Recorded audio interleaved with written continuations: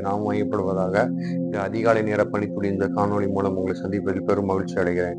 இன்னைக்கு நம்ம தியானத்துக்கு எடுத்துக்கிட்ட வசனம் 2 கொரிந்தியர் 4வது அதிகாரம் 8வது வசனம். நான் எப்பக்க நெருக்கப்பட்டும் நான் ஒடுங்கி போவதில்லைங்கிற வசனத்தை நம்ம பார்க்கிறோம். நமக்கு பிரச்சனைகள் வரும், பாடுகள் வரும், கஷ்டங்கள் வரும், நெருக்கமான சூழ்நிலை நம்ம இருப்போம். ஐயோ என்னால முடியலையே அப்படின்னு சொல்லிட்டு சூழ்நிலை நம்ம இருப்போம். ஆனாலும் கர்த்தர் நம்ம கூட இருக்கிறார் ஒரு விசுவாசம் நமக்கு அதிகமா இருக்கும். நம்மளை ஆண்டவர் நெருக்கங்கள் மத்தியில நம்ம நடத்தலாம், பாடுகள் மத்தியில நம்ம நடத்தலாம், கஷ்டமான சூழ்நிலைகள் மத்தியில நம்ம நடத்தலாம். ஆனா அந்த இடத்துல இருந்து ஒரு பெரிய வெற்றி ஆண்டவர் நம்மளுக்கு கண்மண் காண வைப்பார்.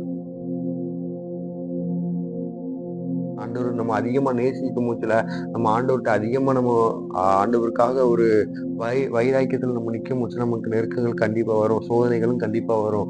அந்த சோதனையின் மத்தியில நமக்கு ஒரு வெற்றியை தந்து கர்த்தர் நம்ம கூட இருக்கிறாருங்கிறத அவர் அறிய வைக்கக்கூடிய ஒரு தேவனா இருக்கிறார். நமக்கு நெருக்கங்கள் வரலாம், பாடுகள் வரலாம், கஷ்டங்கள் வரலாம். கஷ்டத்தின் மத்தியிலும் அவர் உங்க கூட என் கூட இருந்து நம்ம வழி நடத்தக்கூடிய ஒரு நல்ல ஒரு தகப்பனா இருக்கார். கர்த்தர் மேல முழுமையை உங்க நம்பிக்கை வச்சு பாருங்க.